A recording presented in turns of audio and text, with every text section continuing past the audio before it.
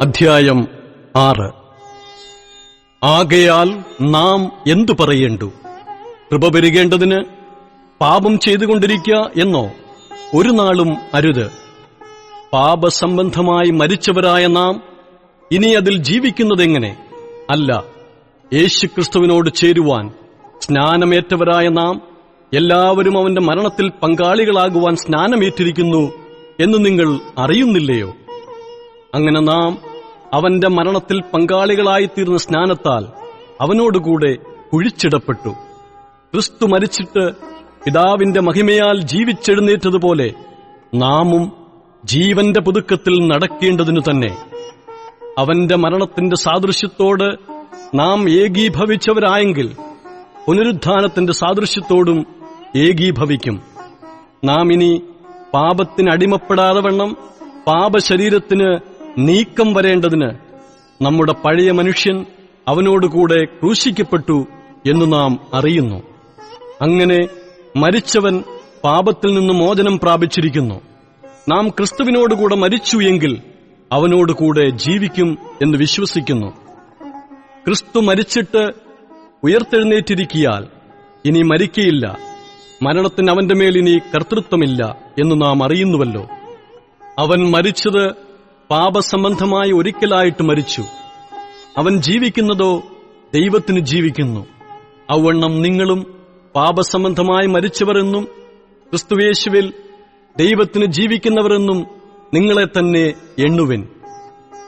ആകയാൽ പാപം നിങ്ങളുടെ മർത്യ ശരീരത്തിൽ അതിന്റെ മോഹങ്ങളെ അനുസരിക്കുമാറ് ഇനി വാഴരുത്. നിങ്ങളുടെ അവയവങ്ങളെ അനീതിയുടെ ആയുധങ്ങളായി പാപത്തിന് സമർപ്പിക്കുകയും അരുത്. നിങ്ങളെ തന്നെ മരിച്ചിട്ട് ജീവിക്കുന്നവരായും നിങ്ങളുടെ അവയവങ്ങളെ നീതിയുടെ ആയുധങ്ങളായും ദൈവത്തിന് സമർപ്പിച്ചുകൊള്ളുവിൻ. നിങ്ങൾ ന്യായപ്രമാണത്തിനല്ല കൃപയ്ക്കത്രേ അധീനരാകയാൽ പാപം നിങ്ങളിൽ കർത്തൃത്വം നടത്തുകയില്ലല്ലോ. എന്നാൽ എന്ത്? ന്യായപ്രമാണത്തിനല്ല കൃപയ്ക്കത്രേ അധീനരാകയാൽ നാം പാപം ചെയ്യുകയെന്നോ? ഒരു നാളും അരുത്. നിങ്ങൾ ദാസന്മാരായി അനുസരിപ്പാൻ നിങ്ങളെ തന്നെ സമർപ്പിക്കുകയും നിങ്ങൾ അനുസരിച്ച് പോരുകയും ചെയ്യുന്നവന് ദാസന്മാരാകുന്നു എന്നറിയുന്നില്ലയോ? ഒന്നുകിൽ മരണത്തിനായി പാപത്തിന്റെ ദാസന്മാർ, അല്ലെങ്കിൽ നീതിക്കായി അനുസരണത്തിന്റെ ദാസന്മാർ തന്നെ.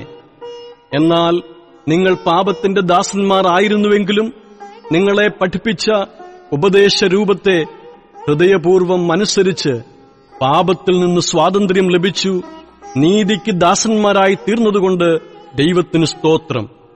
നിങ്ങളുടെ ജഡത്തിന്റെ ബലഹീനത നിമിത്തം ഞാൻ മാനുഷ്യരീതിയിൽ പറയുന്നു.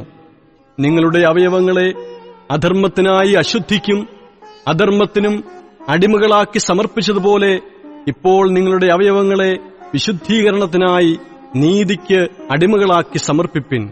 നിങ്ങൾ പാപത്തിന് ദാസന്മാരായിരുന്നപ്പോൾ നീതിയെ സംബന്ധിച്ച് സ്വതന്ത്രരായിരുന്നുവല്ലോ. നിങ്ങൾക്ക് അന്ന് എന്തൊരു ഫലമുണ്ടായിരുന്നു? ഇപ്പോൾ നിങ്ങൾക്ക് ലജ്ജ തോന്നുന്നത് തന്നെ.